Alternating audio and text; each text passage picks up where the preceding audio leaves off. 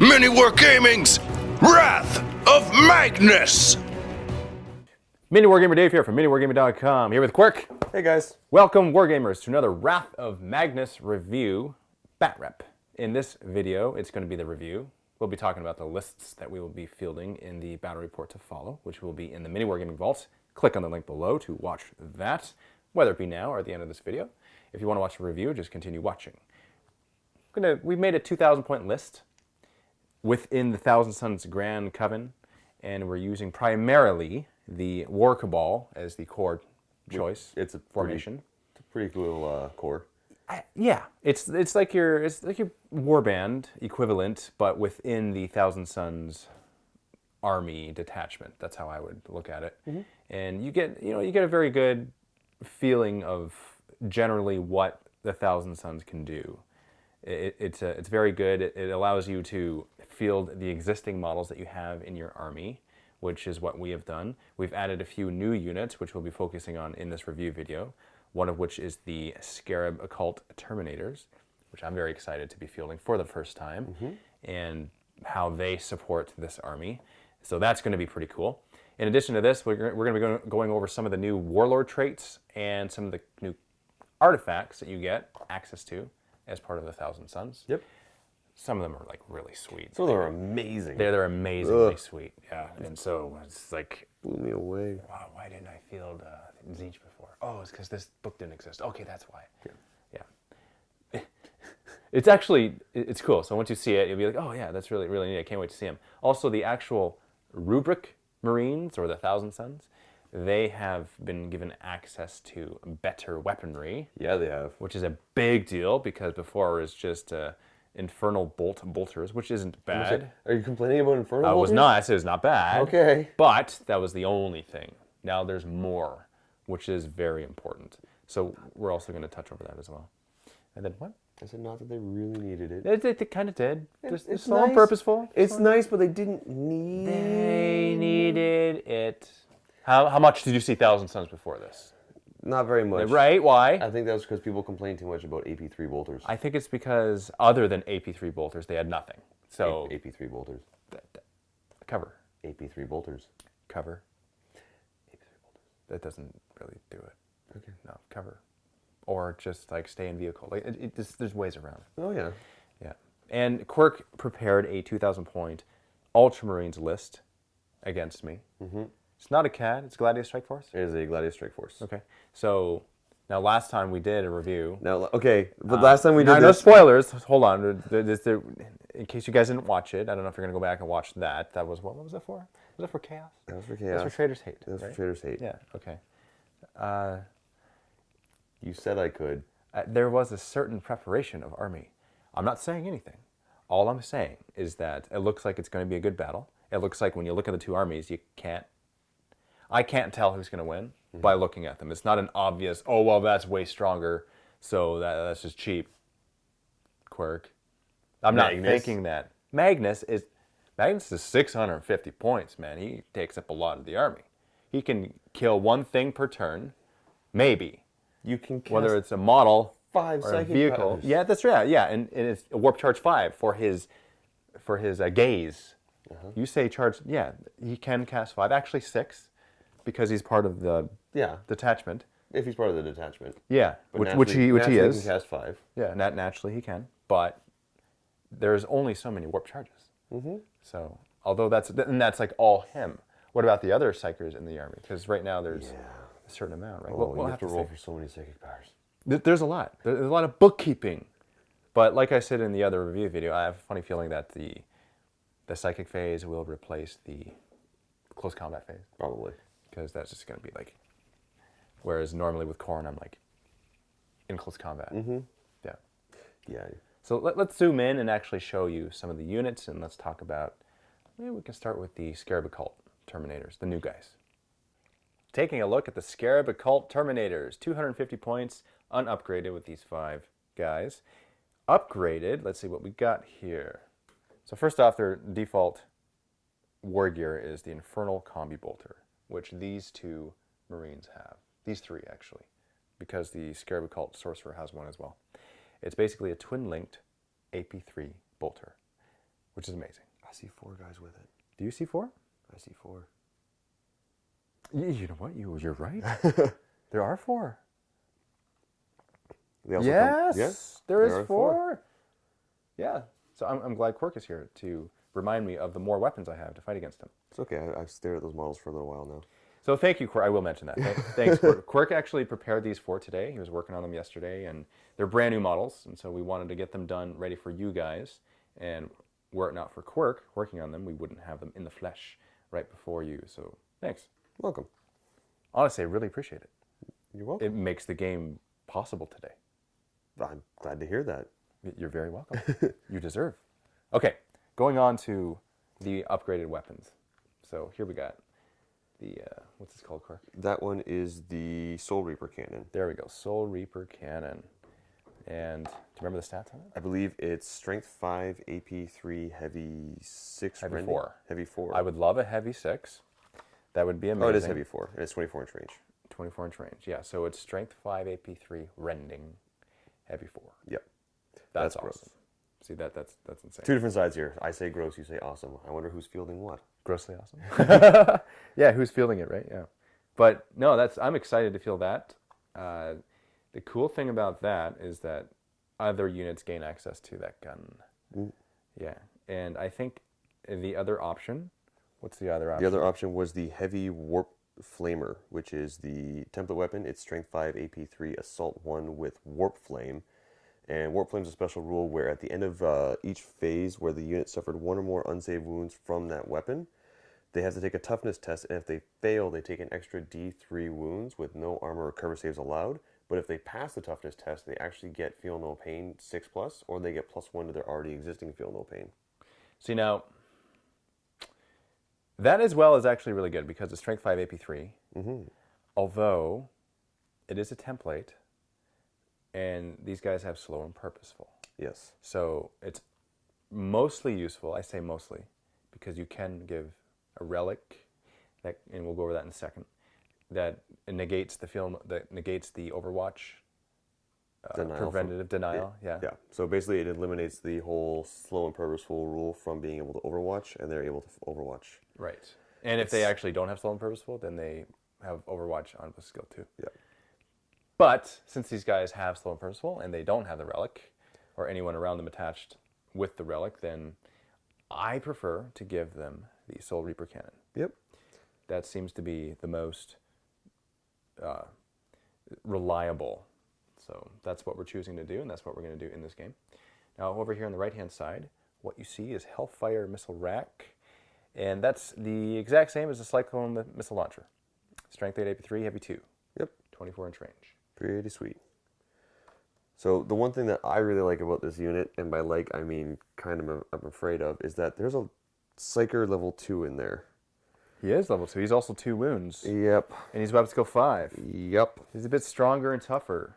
And he also has the ability to generate powers from Biomancy, Demonology, Divination, Ectomancy, Geomortis, Hertagus, Pyromancy, Sinistrum, Telekinesis, Telepathy, and Tzeentch. Go ahead. Say that 5 times fast. Yeah. That's a lot of action. Is that like everything? That's basically everything. I think that might be everything. Yeah. Yeah. So just the ability to have a Psyker level 2 in a Terminator squad, pulling that off, and then all the benefits that he as a Psyker gets from casting spells and being part of the Tzeentch detachment, it gets ridiculous. Yeah. And powerful and gross. So what will I roll on when I'm actually in the game? I think just for fun, we'll stick with the Tzeentch discipline, just so we can show it off a little more. Yep. But now he also has a that one scepter. What is it called? Force staff? Thank you, the Force Staff. So he has the ability to cast Force on himself, which is a blessing, and that alone benefits him. So the fact that he has that kind of built in is sweet. That's true. Now, what I will say this, and we'll also kind of go over this when we look at the whole detachment at the same time, is Blessing of Tzeentch. Now, from the first review video, there were comments in the video or on the video, which I'm glad that you guys left your comments because it allowed me to look at it further. Blessing of Tzeentch is where when a blessing is applied to a unit, that unit improves their invuln save by 1. So a force is a blessing. He himself would be increased by 1. Right now he would be a 4 because Mark of Tzeentch makes his invuln save from 5 to 4, and then the blessing of Tzeentch would make it a 3-up invuln save. Yeah. So that's on him, which is pretty cool. Yes. Now, if a blessing was cast on this whole entire unit, that whole entire unit would have a 3-up invuln save. Yeah. Now, we're looking at the Tzeentch discipline psychic powers, and the only thing that is a blessing that could benefit any model isn't actually a unit itself, it's an individual model. Yeah. So in the Tzeentch discipline, you can't possibly... No, there's no psychic powers in the entire Tzeentch discipline that actually applies to an entire unit. It only applies to a model. So it's going to be pretty tricky. You'd probably have to roll on another school of psychology to get a blessing that would apply to an entire unit to get that benefit. Yeah, that's true. But that's okay. I mean, that's still awesome. Like, he himself is doing that, and the guys have force, so they can do it on themselves. Yeah. In the very least, right? Which is pretty amazing.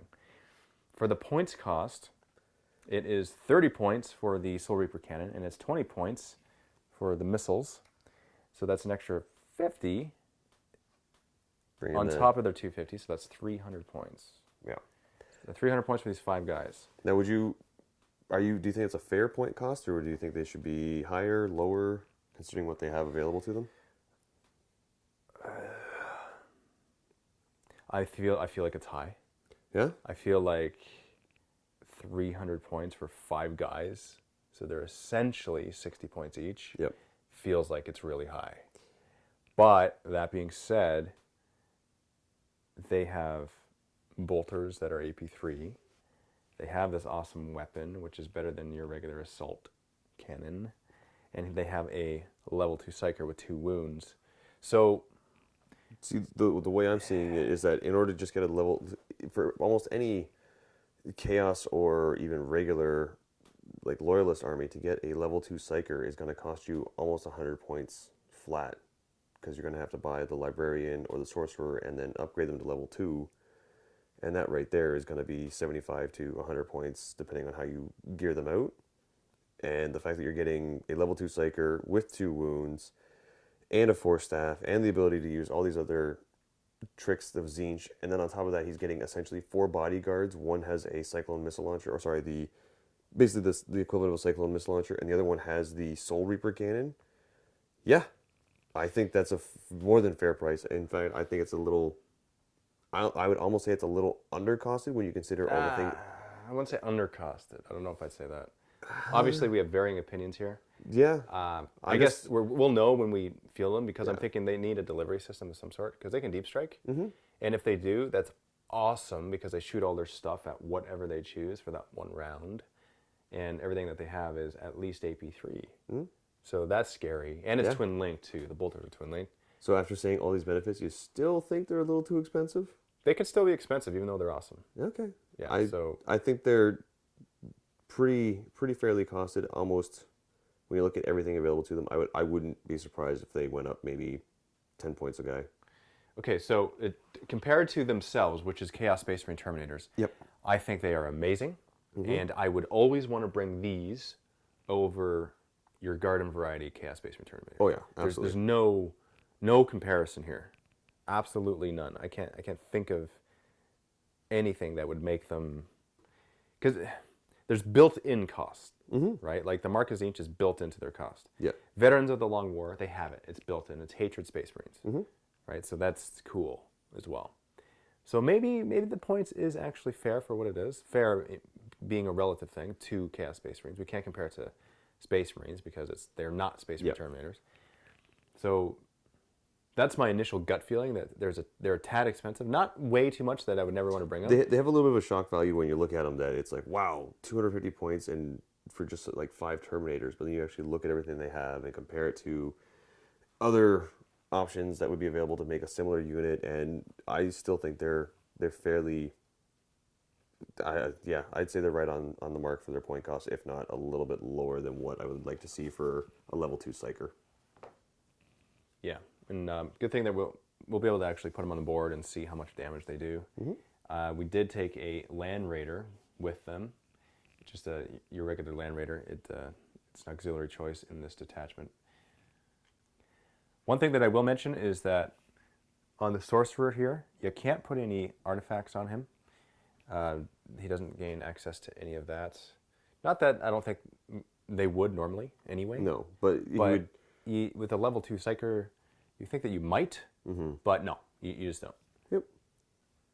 Let's talk about some Rubric Marines. So these guys are different. First off, their name is different. Rubric Marines. That's what they're called now, officially. Not Thousand Suns. Not called Thousand Suns. Okay. Yeah. Although they're still Thousand Suns. Yeah. But that's what they're called. This is not a brand new unit in that the models are new. You're not looking at a new, but you're looking at a neatly converted unit. So this isn't a typical Thousand Suns unit that you would see. See, I'm still calling it Thousand Suns. It's never going to leave, I don't think. You start off with 5, and for that 5, it's 150 points. Everyone comes with an Aura of Dark Glory, which is a 5-up invuln save. They each have the Mark of Tzeentch, which increases that invuln save by 1, making them a 4-up invuln save. Gross. That's awesome. They're fearless, which is really cool. Veterans of the Long War as well. So, Hatred Space Marines. Yep. They all have Infernal Bolt Guns, again, with the AP3. That's true. That's pretty amazing. They are each equipped with that. Now, that has not changed. They are slow and purposeful.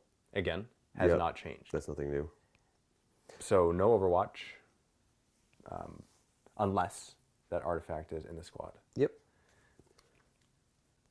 Meaning a Sorcerer actually has it, and he's attached to the squad. That's the only way. The Aspiring Sorcerer here, he's level 1. He can take powers from the Tzeentch discipline only. Again, you're looking at another unit that has a Psyker in it. I'm seeing a pattern here. Yeah. Lots and lots of Psykers. Yeah, there are Psykers everywhere in this. You start off with 5, but you can have up to 20 because you can add an additional 15 Rubric Marines at 23 points a model to the unit. You're looking at a unit of 10 here, and the reason why we did that is because when you have 10, you gain access to the Soul Reaper Cannon, which is being Mark updated here with this Reaper autocannon on this regular Chaos Space Marine. So we're having the models worked on right now, so they're not actually ready. They're not bat rep ready, but we have a close proxy that we could field in the game itself. Now, it's 23 points per model, but if you feel the need to bump them up to 30 points per model, you can actually give them a Warp Flamer. Now, the thing that's neat about this is that you can have an entire squad of guys with flame weapons.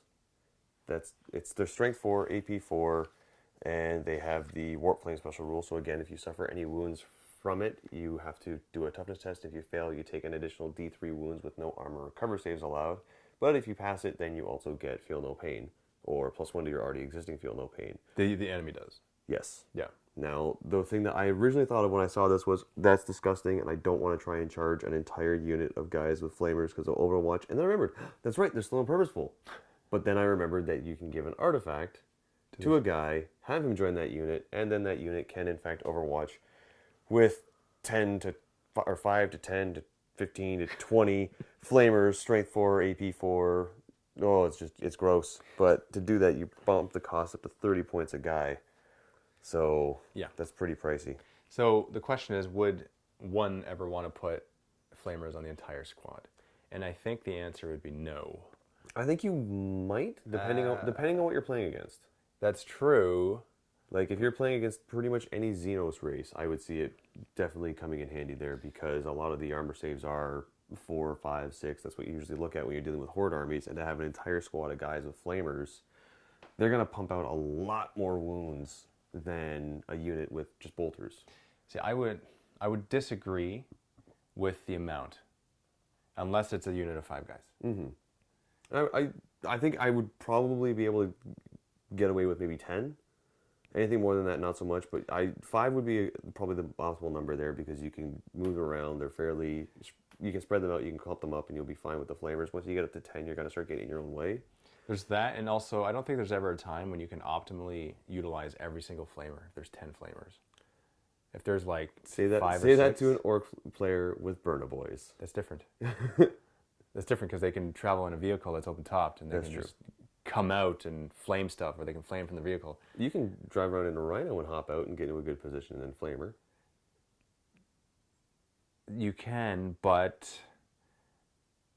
you can't charge after that, and then it's overkill, especially if it's against a Xenos race. I don't know. I would because it's 7 points a model. Yeah, that's the problem. Yeah, it's the point right? cost. Like it's you It's a figure huge point that's sink. another what, 9 times 7. Basically, every 3 flamers you buy, you're losing out on another guy. Yeah. Right? And now that's a rapid firing AP3 bolter. So now that's just my take on it. I think that comfortably what I would do is have 4 or 5 flamers in the squad. Yep. Because like that's a lot of coverage. One flamer covers a lot of guys. Yeah. Right? Like that's a lot. And that's AP4. Yeah. But again, just going by the rules, even though a flamer covers one guy, doesn't mean another template can't cover the same guy, cause more wounds. So even though you're firing, say your bolter's only going to hit 2 guys, but your template covers 3, but you're covering 3 with everybody, that's an extra 10 hits. Yes. So, but it's like it gets to a point where, okay, let's say all 10 had flamers, right? And they can all cover a unit. yep. So You basically that's so much overkill. You've hit redundancy. at Yeah, that there's point. so much. That's what I'm talking about, right? But whereas the other guys, there's more. What's the word? Utility, right? If they have their bolters, then they can. Plus, you have the range with the bolters too. Yeah. You got the 24-inch range as opposed to the 8-inch template. Yeah, So exactly. Which you would want to keep behind the bolter guys because you would want to protect them, make them live longer, so they can actually utilize their flamers. Yeah. or have them in front of the guys Why would you have them in front? so that they can burn guys that get too close or fail their charges. Because there's stuff that you can get that messes with charges now too in the artifacts. Right, but if that's happening, that's in the enemy turn. Then That's on true. your turn, you move up and then you get. Okay. Yeah. I'm saying for like the enemy turn, Yep. you protect your Yep. guys. Yep. So we also have an icon of flame in here. He's at the very back. That gives the entire unit soul blaze. So when shooting with the weapons, it's going to be soul blaze. So Yep. AP3 bolters with soul blaze. Gross. Now soul blaze is not reliable. It's not game changing, but it's a nice little thing to Yeah, it's- potentially cause another wound. Yeah, kill a guy here, kill a guy there, type of thing. Like if it kills an extra 2 Marines in the entire game, Yep. I think that's worth the extra points of the upgrade that Yep. it is to have the icon of flame. Well, so what? 10 points for the icon? 15 points. Gotcha. Yeah. Now, okay, here's a very important thing that we need to say. If you want to bring the Soul Reaper cannon, you have to have at least 10 in the squad. So if you're splitting up your squad into squads of 5, then no Soul Reaper cannons. Yeah. So Now, that's the one thing. just to keep in mind, the Soul Reaper cannon is 25 points. Do you think that's going to make up its points as opposed to maybe saving it and spending it somewhere else on like an artifact? Or do you think it's a good enough weapon to have in that unit? I would say it's a good enough weapon to have in the unit. 25 points for heavy 4, strength 5, AP3 rending. I Yep. would take it. Yep. And I would agree just because they do have stolen purposeful. That's the only Yeah. reason I would agree with that. Absolutely. You got your mobility-ish Ish. because it's slow and purposeful, Yep. which is kind of good and bad in that case. More so good because you can fire the weapon. Mhm.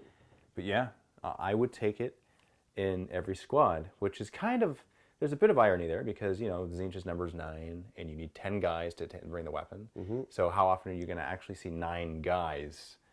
If you're going to have 9, you might as well have one more and have a Soul Reaper cannon. Yep.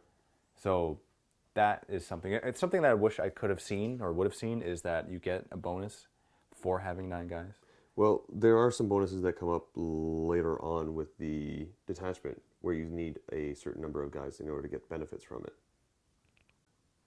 Yeah, so I guess what you're talking about there is just having fuller units because for the detachment, some of the formations say that if you have the maximum amount of units that this formation requires, then you gain extra abilities, and the main ability is you get to reroll your failed saves of 1s. Yeah. Which is kind of cool because that's what the Demon of Tzeentch rule gives you. And a lot of the things that are given this rule have the mark of Tzeentch, which increases your invuln save by 1. The only difference there is that with the Demon of Tzeentch, you're also given a 5 up invuln save. Yeah. And you cause fear. So that's the one big difference. But, it's GW's way of selling more models, wanting you to get more units, which is smart. I see that. I understand that. And it's cool. You want to have more guys. You want to flesh out your army more. Let's talk about some warlord traits. It's a brand new table. Yep. This is pretty cool. Now, I'm going to be absolutely honest. I don't always remember to roll for warlord traits and to include them and to remember them during the game. It's usually an afterthought, and it's usually, oh yeah, warlord traits, we get those. Okay, let's roll to see. Yeah, it was useless anyway. That's kind of my overall feeling. Maybe it's a bad feeling, I don't know. But that just is what it is, because I've never really had access to a table where it was like, okay, we got to remember to do this because we want to get this one, because this one is awesome. Now, one could argue Master of Deception is awesome because you get your infiltrate and all that. So it's probably, really, I should probably just remember it more. But anyway. The new, okay, Forces of the Thousand Suns. Let's see what we got number 1 here. We have Arrogance of Eons. I don't know how to speak. Anyway, your warlord has the Adamantium Will special rule and can choose to re-roll a single die each time they make a Deny the Witch test. Okay.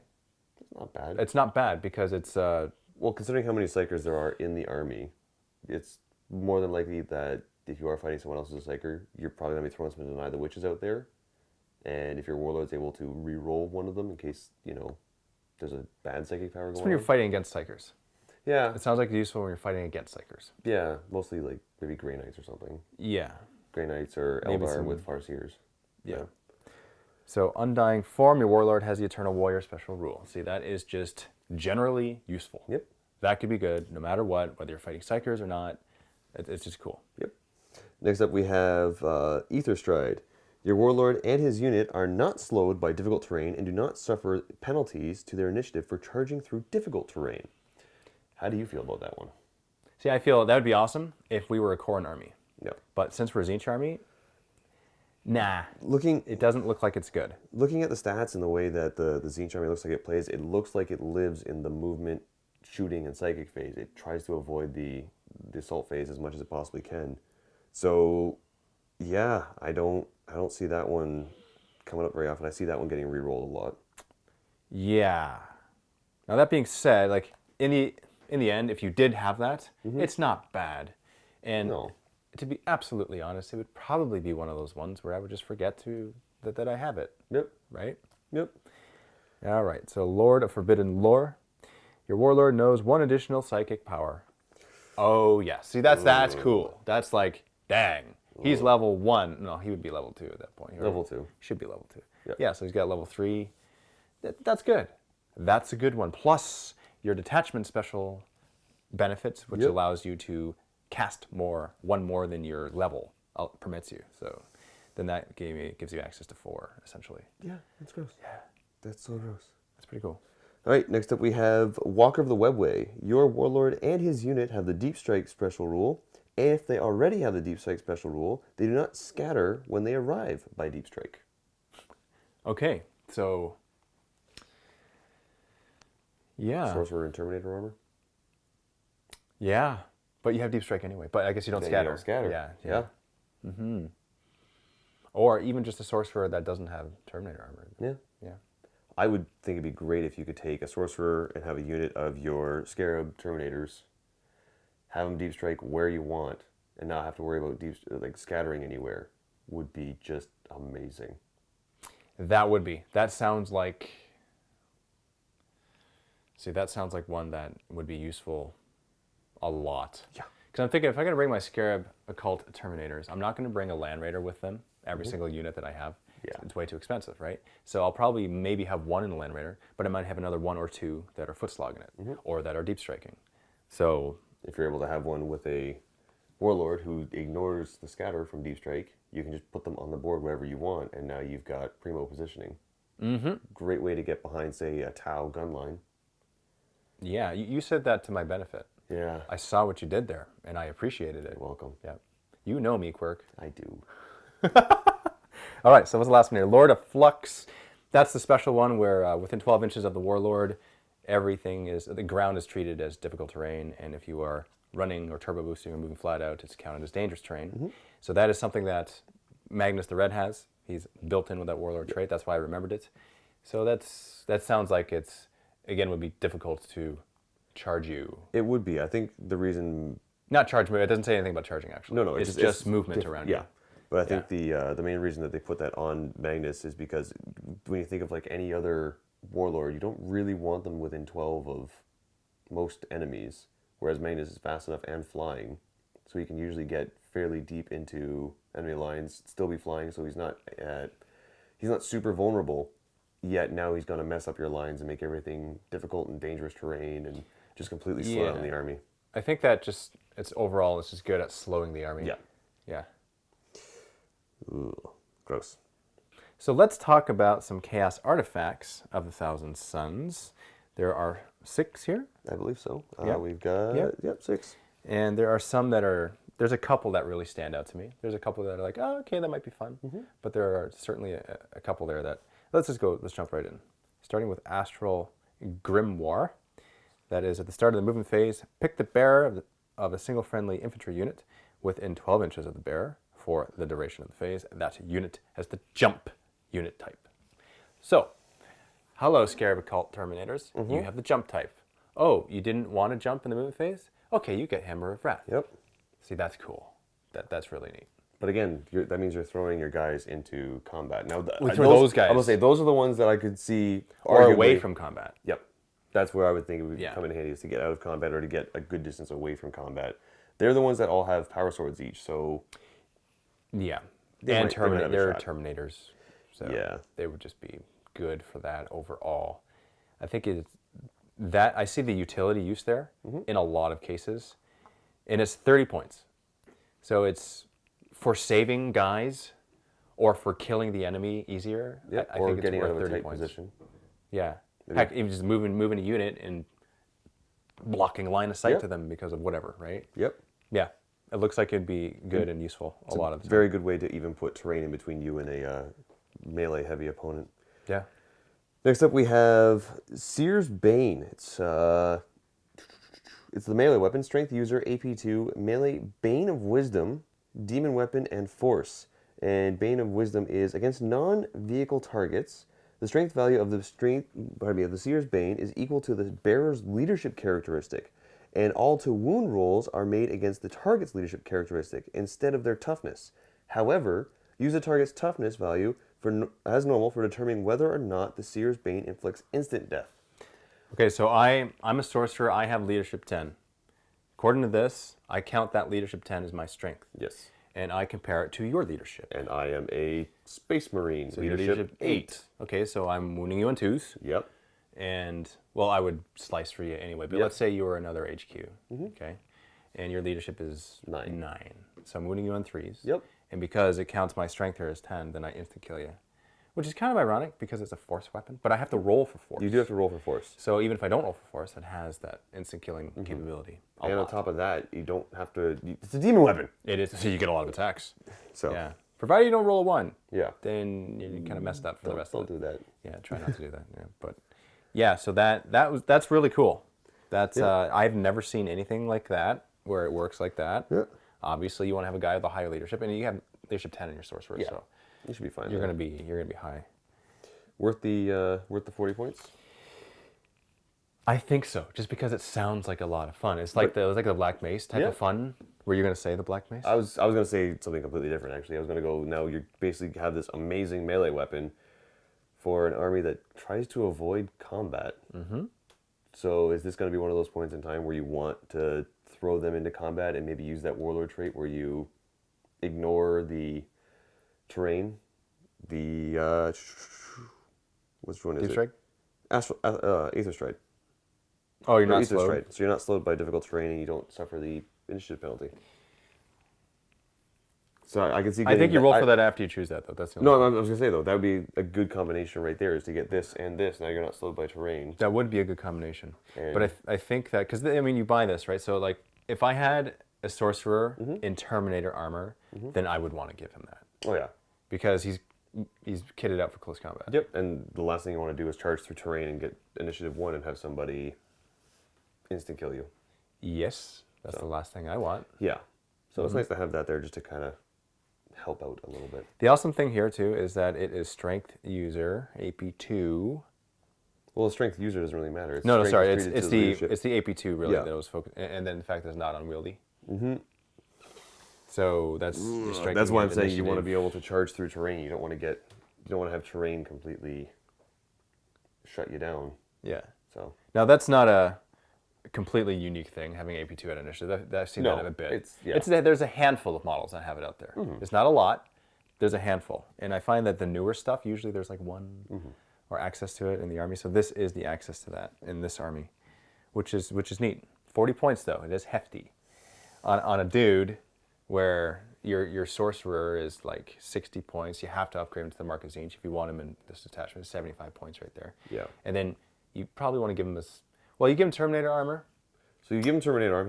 He's got a 2-up save. He's got a 2-up save. He's got a 4-up invuln because of the Mark of Tzeentch. Mark of Tzeentch. But if you want to go ahead and give him the sigil, he has a 3-up. But it's an extra 25 points on top of that. It is an extra 25 points. This is also a force weapon, so you have him cast force, and now it's a 2-up. And if he's part of the right formation, he's a 2-up rerollable invuln save. That is also true, but that's a lot of points for a guy With a with 2 wounds. With 2 wounds, 2-up invulnerable, rerolling. Not Eternal Warrior. No, well, just don't fail the 2-up. Don't roll 1, Don't. then 1. Don't roll 1. I suppose that's true. Yeah. But if you're rolling for force, then the instant death doesn't matter anyway on the weapon. No, I'm saying for you.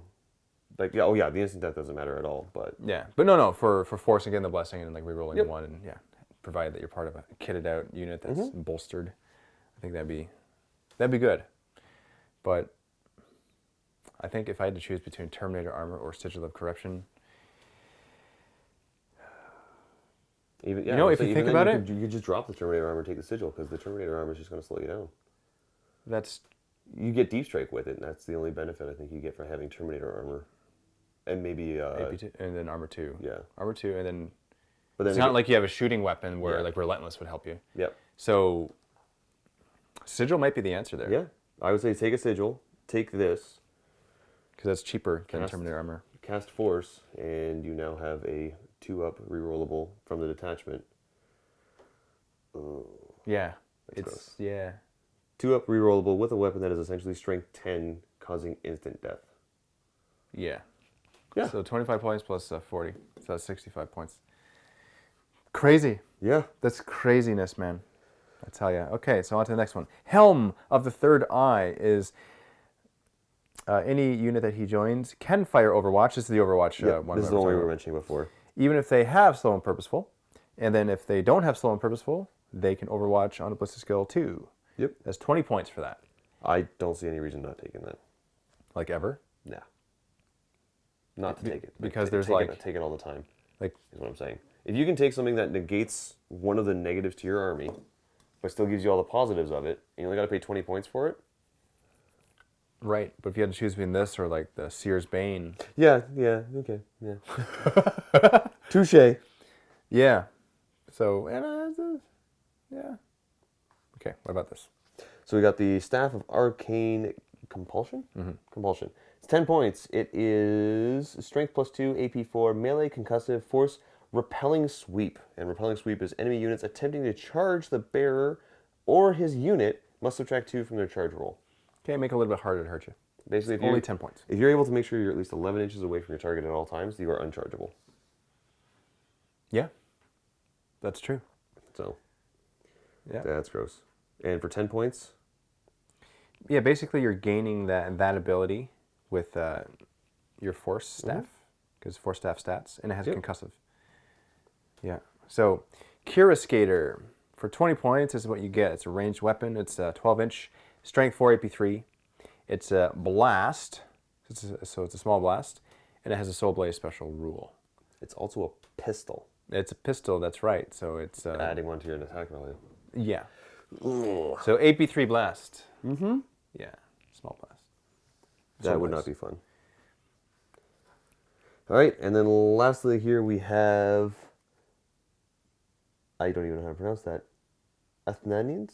Athenians? I don't know. How do you pronounce that? That's why I wanted you to say it. Oh, I bet. Athnenian. Oh, no, Athenian. Athenian. Athenian Scrolls. It's 20 points. If the bearer makes a successful psychic test that includes 2 or more dice of the same number, this power has been manifested with such unstoppable force that the target unit cannot choose to make a Deny the Witch roll. Yes, that's pretty cool. So you get doubles, then you negate Deny the Witch. As long as it's not double sixes, yeah, go for it. Yeah, but even if it's doubles, it still happens. You just maybe get hurt. Yeah. Yeah, but yeah. Okay, so that's 20 points. Basically, you don't deny the witch. And last but not least, let's take a look at the Thousand Suns Grand Coven.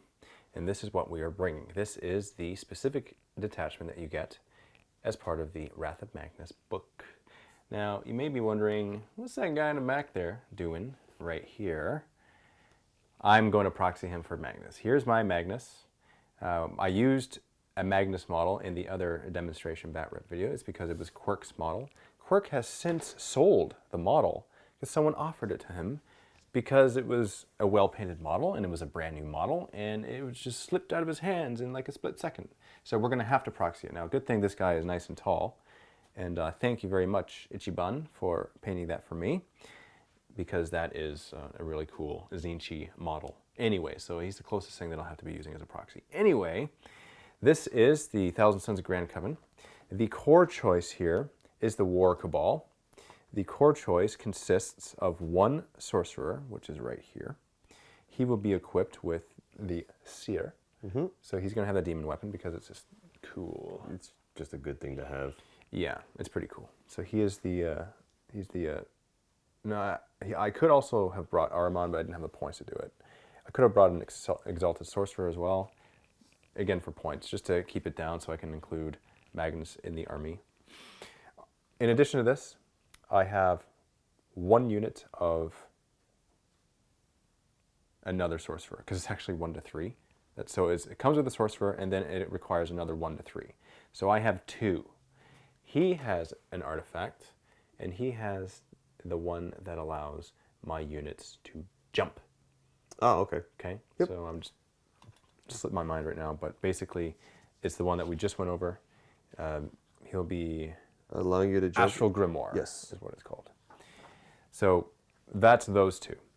Now going on to 1 to 3 units chosen from the following, which is, it's Rubric Marines. So I chose 2 units of Rubric Marines. We already went over them. They are equipped the exact same. There's 10 in each Rhino. I included the Rhino because you want to have some sort of mobility capability. It's good to get around the battlefield. They are each equipped with their bolters, except for the Soul Reaper cannons. So that's them, and then also on this side here... You also gave them the sigil, right? Or the banner? I did, yeah. Yes. Icon of Flame. Icon of Flame, there we go. Yeah. I have, it says 1 to 3 units of Scarab Occult Terminators, so I have 1 unit. That's what I could fit, and we already went over what we are bringing in this game. As an auxiliary choice, in order to complete the Thousand Sons of Grand Coven, I've included the Lord of the Legion, is what it's called. Oh, no, it's not called that. Yeah, you have Lord of the Legion, which allows you to bring Magnus the Red. Yeah, that's a command choice, but that's not... Oh, your auxiliary. Yeah, I'm talking about the auxiliary. Yeah. Which is Legion Armory, and I'm bringing the Land Raider for that. And my Scarab Terminators, they're going to be traveling in the Land Raider.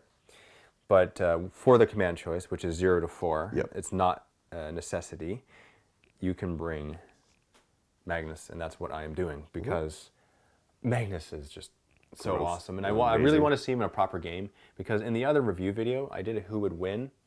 Just for there was such a time crunch that I wasn't able to really properly get a game done, and but I still wanted to field him against somebody. So I fought him against Horus, and there was a couple rules that I forgot because it was brand new at the time, and I hadn't had a chance to look at everything in depth and remember it. But now for this game, he's in a proper army. He's in 2,000 points. This is the Tzeentch army that I'm going to field today, and I'm going to see how it fares. May do some tweaking in the future for other lists, but for this one here, for the formation of the Grand Cabal, that's what you get. Now for the detachment command benefit, you get Lord of Fallen Prospero, which means you can reroll your warlord trait, which is kosher, that's pretty common. But the special one here is called Masters of Arcane Knowledge. So if a psyker from this detachment suffers perils of the warp, you can choose to reroll the result. So that's good. In addition, psykers from this detachment can attempt to manifest 1 additional psychic power in each psychic phase. For example, a psyker with mastery level 3 could attempt to manifest 4 psychic powers. So that means Magnus can manifest 6 psychic powers. That's correct. Good luck getting that many dice out there. I know, right? Even if I rolled a 6 for the warp charges and I added up all the warp charges on the board, the things are still worth more than 1 warp charge in order to, Yeah. you know, but fun. It's a lot of fun. His Gaze of Magnus alone is 5. It's warp charge 5. It's gross though. Yeah. It's very gross. It's not as gross as Nurgle though. Yeah, that's true. It is gross. But anyway, we're going to go to the battle report. So if you're a Vault member, click on the link below in the video description so that you can watch this bat rep.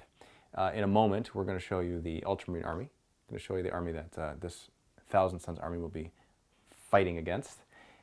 Make sure to join us in there. If you're not a Vault member, we invite you to click on the link below and sign up for a 7-day free trial to the MiniWarGaming Vault so that you can see this awesomeness, you can see this new battle, you can see how the Thousand Sons fare on the battlefield and see the formations in play and the new units fielded. Very, very exciting. Let's jump over to Quirk's Ultramarines and see what he's bringing.